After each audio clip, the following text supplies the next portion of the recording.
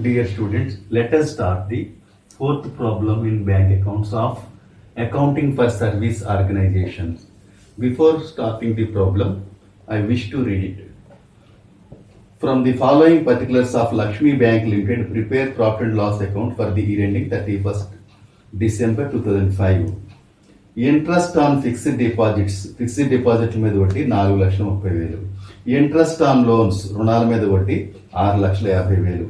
Discount on bills discount చేసిన బిల్లుల మీద discount 4,15,000.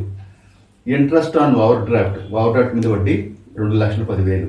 Interest on cash credits 4,10,000. Cash credit మీద వడ్డీ.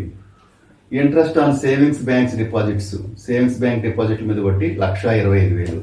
salaries and allowances 1,40,000. rent and taxes, lighting insurance 40,000. Locker అద్దె 5,000. Repairs to bank property మీద రిపేర్లు 2,000. Commission exchange brokerage 24,000. Director fee and allowances fee మరియు అలవెన్స్లు 25,000. ట్రాన్స్ఫర్ ఫీజు బదిలీ ఫీజు 2,000. కాంట్రిబ్యూషన్ టు పిఎఫ్కు contribution 12,000. Local committee members fee and allowances స్థానిక సభ్యుల రుసుము మరియు భత్యము 10,000. Audit fee 12,000. Printing and stationery ముద్రణా stationery 4,000. Loss on sale of government securities ప్రభుత్వ సెక్యూరిటీల అమ్మకంపై నష్టం 5,000. Loss on sale of furniture అమ్మకంపై నష్టం 2,000. Postage and telegrams 2,500. డిప్రిషియేషన్ 10,000 తరుగుదల. అడ్వర్టైజ్మెంట్స్ ప్రకటన 4,000. Legal expenses 2,500. Additional information.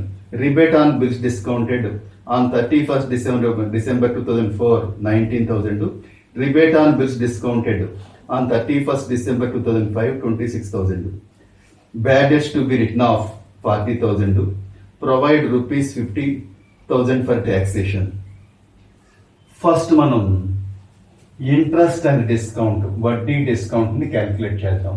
అట్లా క్యాల్కులేట్ చేయాలంటే మీకు చెప్పాను, interest on loans, interest on overdrafts, interest on cash credits, discount చేసిన బిల్లుల మీద డిస్కౌంట్, రుణాల మీద వడ్డీ, ఓవర్ డ్రాఫ్ట్ మీద వడ్డీ, క్యాష్ క్రెడిట్ల మీద వడ్డీ, డిస్కౌంట్ చేసిన బిల్లుల మీద డిస్కౌంట్. ఈ 4 కలిపి టోటల్ చేసేయండి 16,85,000 వచ్చింది. Rebate on bills bill discount పై రిబేట్ అని 31/12/2004 అంటే 2004లో ముందుగా వచ్చిన డిస్కౌంట్ ఇది. 2004లో ముందుగా వచ్చిందంటే ఇది ఎంత ఎప్పటిది అవుతుంది? 2005 అవుతుంది. కాబట్టి దీన్ని మనం 19,000ని యాడ్ చేసుకుంటాం. Less rebate on bills bill discount పై రిబేట్ 31/12/2005 ఇచ్చాడు. అంటే 2005లో ముందుగా వచ్చిందంటే ఇది ఎప్పుడు అవుతుందంటే 2006 అవుతుంది. కాబట్టి 26,000 తీసేస్తే నెట్ అమౌంట్ 16,78,000 వచ్చింది. ఇదే మనం 13వ షెడ్యూల్లో వడ్డీ డిస్కౌంట్ అని డైరెక్ట్గా నమోదు చేస్తాం అనమాట. ఇప్పుడు షెడ్యూల్లోకి వెళ్దాం. షెడ్యూల్ నెంబర్ 13 ఇంట్రెస్ట్ ఎర్న్డ్ సంపాదించిన వడ్డీ. ఇందులో ఇంట్రెస్ట్ అండ్ డిస్కౌంట్ అది ఎలా వస్తుందో చెప్పాను. Interest on loans, interest on OD, interest on cash credits, bill discount చేసిన బిల్లుల మీద డిస్కౌంట్, రిబేట్ తీసేస్తాం అనమాట. 16,78,000 మన ఇక్కడికి వచ్చింది కదా, అది డైరెక్ట్గా 16,78,000 డైరెక్ట్గా తీసుకొచ్చి ఇక్కడ నమోదు చేసేస్తాం. Interest on bills with RBI and other banks అంటే రిజర్వ్ బ్యాంక్ ఇతర బ్యాంకుల నెలల మీద వడ్డీ అన్నట్టయితే అది కూడా ఇక్కడ తీసుకుంటాం. అలాగే ఇన్కమ్ ఫ్రమ్ ఇన్వెస్ట్మెంట్స్ పెట్టుబడి నుండి ఆదాయం ఉన్నట్టయితే అది కూడా వేసుకుంటాం. ఈ టోటల్ చేసేస్తే 16,78,000. సో మనకి 13 షెడ్యూల్ అయిపోయింది అనమాట. 13 షెడ్యూల్లో ముఖ్యంగా వచ్చేవి వడ్డీ డిస్కౌంట్ ఒకటి, రిజర్వ్ బ్యాంక్ ఇతర బ్యాంకుల నెలల మీద వడ్డీ పెట్టుబడి మీద ఆదాయం ఒకటి. ఈ 2 లేవు కాబట్టి ఈ 16,78,000 టోటల్ అవుతుంది అనమాట. ఇప్పుడు షెడ్యూల్ నెంబర్ 16లోకి వద్దాం. అదర్ ఇన్కమ్స్ ఇతర ఆదాయాలకి schedule name. Commission exchange brokerage 24,000 ఇచ్చారు, డైరెక్ట్గా వేసుకుంటాం. అలాగే locker rent transfer fee, locker అద్దె బదిలీ ఫీజు ఇది 5,000, ఇది 2,000, మొత్తం 7,000 కూడా ఇక్కడ వేసుకుంటాం. ఈ లెక్కలో ఇంకో కొత్త పాయింట్ ఏంటంటే loss on sale of government securities పెట్టుబడుల సెక్యూరిటీల అమ్మకంపై నష్టం ఇచ్చాడు. డైరెక్ట్గా లాభం లేకుండా నష్టం ఇచ్చాడు. అంచేత మనం ఏం చేయాలంటే ఈ షెడ్యూల్లో పడే ఐటమ్స్ అన్ని ఆదాయాలన్నీ కలిపేస్తే మనకి 31,000 వచ్చింది. అంచేత లాభం లేకుండా loss on sale of government securities అంటే ప్రభుత్వ సెక్యూరిటీల అమ్మకంపై నష్టం డైరెక్ట్గా ఇచ్చేది కాబట్టి దాన్ని ఏం చేయాలంటే తీసివేస్తాం, లెస్ చేస్తాం అనమాట. అలాగే loss on sale of furniture కూడా profit on sale of furniture ఇవ్వకుండా డైరెక్ట్గా మనకి loss on sale of furniture అంటే ఫర్నిచర్ అమ్మకంపై నష్టం ఇచ్చాడు కాబట్టి అది కూడా డిడక్ట్ చేస్తే టోటల్ ఎంత వచ్చిందంటే 24,000 అనమాట. అదర్ ఇన్కమ్స్ లేదా ఇతర ఆదాయాలు టోటల్ ఎంత అంటే మనకి 24,000 వచ్చింది. షెడ్యూల్ నెంబర్ 15 ఇంట్రెస్ట్ పెయిడ్ చెల్లించిన వడ్డీ. ఇందులో ఫస్ట్ మనకి ఇంట్రెస్ట్ పెయిడ్ ఆన్ డిపాజిట్స్, డిపాజిట్ల మీద చెల్లించిన వడ్డీ. ఆ డిపాజిట్లు ఏంటి? ఫిక్స్డ్ డిపాజిట్లు, సేవింగ్స్ డిపాజిట్లు, కరెంట్ డిపాజిట్లు, రికరెంట్ డిపాజిట్లు. కానీ మనకి ప్రాబ్లంలో ఫిక్స్డ్ డిపాజిట్ పై వడ్డీని, సేవింగ్స్ డిపాజిట్ పై వడ్డీ మాత్రమే ఇచ్చాడు. ఎఫ్డి మీద వడ్డీ ఏమో 4,30,000, సేవింగ్స్ డిపాజిట్ మీద వడ్డీ 1,25,000 ఇచ్చాడు. రెండు కలిపితే 5,55,000. Interest on borrowings from RBI and other banks, reserve bank నుండి కానీ ఇతర బ్యాంకుల నుంచి కానీ తెచ్చిన అప్పుల మీద వడ్డీ ఉన్నట్టయితే అది కూడా వేసుకుంటాం. అది ఇక్కడ ఏం లేదు కాబట్టి టోటల్ చేసేస్తే 5,55,000. ఇప్పుడు షెడ్యూల్ నెంబర్ 16 ఆపరేటింగ్ ఎక్స్పెన్సెస్, నిర్వహణ ఖర్చులు. ఇందులో ఫస్ట్ మనం ఏం వేసుకోవాలంటే పేమెంట్స్ టు ఎంప్లాయీస్, సిబ్బందికి చెల్లింపులు. అవి ఏమవుతాయంటే మనకి శాలరీస్, పిఎఫ్. శాలరీస్ ఏమో 1,40,000 ఇచ్చాడు, పిఎఫ్ 12,000, రెండు కలిపి 1,52,000 వేసేసాం. రెంట్, ట్యాక్స్, లైటింగ్, ఇన్సూరెన్స్, అద్దె, పన్నులు, లైటింగు, బీమా 40,000 ఇచ్చాడు. Repairs to banks property, bank ఆస్తుల మీద మరమ్మతులు ఎంతంటే 2,000. అలాగే డైరెక్టర్ల fee, allowance 25,000. Local committee members fee, స్థానిక కమిటీ సభ్యుల రుసుము 10,000 ఇచ్చాడు. అలాగే ఆడిట్ ఫీజు 12,000. అలాగే ప్రింటింగ్ అండ్ స్టేషనరీ, ముద్రణా స్టేషనరీ 4,000.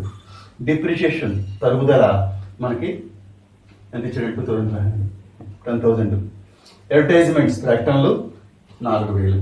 అలాగే లీగల్ ఎక్స్పెన్సెస్, న్యాయ సంబంధమైన ఖర్చులు 2,500. ఇవన్నిటిని టోటల్ చేస్తే ఈ షెడ్యూల్ టోటల్ ఏంటంటే 2,64,000. నిర్వహణ ఖర్చులు లేదా ఆపరేటింగ్ ఎక్స్పెన్సెస్ షెడ్యూల్ నెంబర్ 16 యొక్క టోటల్ ఎంతంటే 2,64,000. ఆ తర్వాత ప్రొవిజన్స్ అండ్ కాంటింజెన్సీస్, ఏర్పాట్లు, ఆగంతుకాలు. ఇవి ఎలా వస్తాయంటే ఇప్పుడు కూడా బ్యాడ్ డెట్స్, ఇన్కమ్ ట్యాక్స్, రాని బాకీలు, ఆదాయ పన్ను కలిపితే మనకి ప్రొవిజన్స్ అండ్ కాంటింజెన్సీస్ అవుతుంది. 40,000 ఏమో బ్యాడ్ డెట్స్ ఉంది, 50,000 ఇన్కమ్ ట్యాక్స్ ఇచ్చాడు, రెండు కలిపితే 90,000 అనమాట. అకార్డింగ్ టు ఫామ్ బి ప్రకారం రాసిన తెలుగులో profit and loss account of Lakshmi bank limited for the year ending 31st December 2005, 31/12/2015తో అంతమయ్యే సంవత్సరానికి లక్ష్మీ బ్యాంక్ లిమిటెడ్ వారి లాభ నష్టం ఇంటికి పెట్టుకుంటాం. ఎప్పటిలాగే పర్టికులర్ షెడ్యూల్ నెంబరు, అమౌంట్ రూపాయల్లో.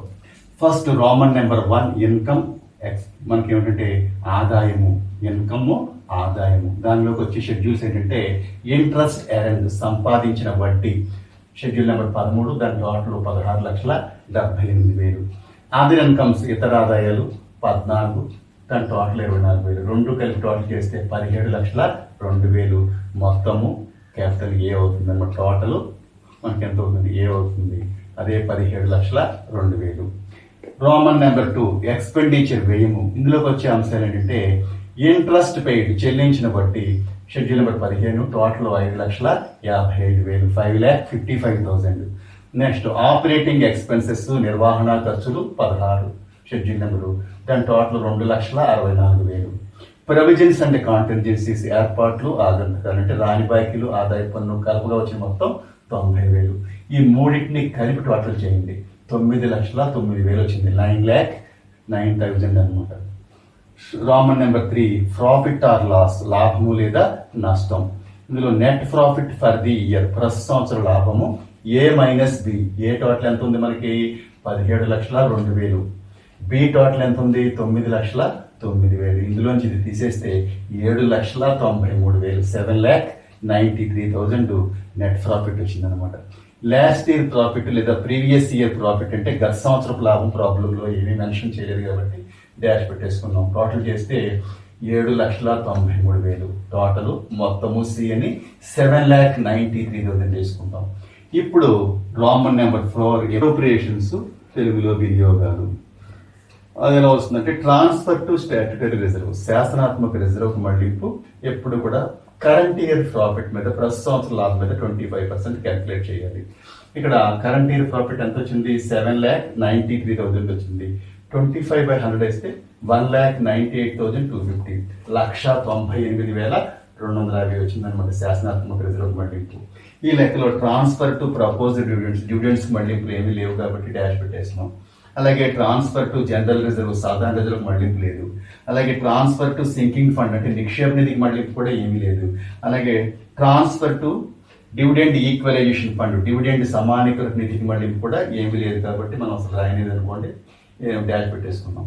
ఇప్పుడు మనం ఏం చేయాలంటే టోటల్ మొత్తము అని మనం డి వేసుకుని సి టోటల్ మనం కిందకి తీసుకురావాలి. ఎప్పుడు కూడా సి టోటల్ డి టోటల్ ఎప్పుడు కూడా ఒకటే 7,93,000 వేసుకుంటాం, మొత్తము డి పెట్టుకుంటాం. ఇప్పుడు మనం ఏం చేస్తామంటే ఈ 7,93,000 నుంచి 1,98,250 డిడక్ట్ చేసేయండి, ఒకటే ఉంది కాబట్టి. తీసేస్తే మనకి 5,94,750. అది ఏమవుతుందంటే నెట్ ప్రాఫిట్ అవుతుంది అనమాట. Net profit transfer to balance sheet నికర లాభము ఆస్తుల పట్టికి మళ్ళింపు ఎంత అంటే 5,94,750. So problem is over. Thank you.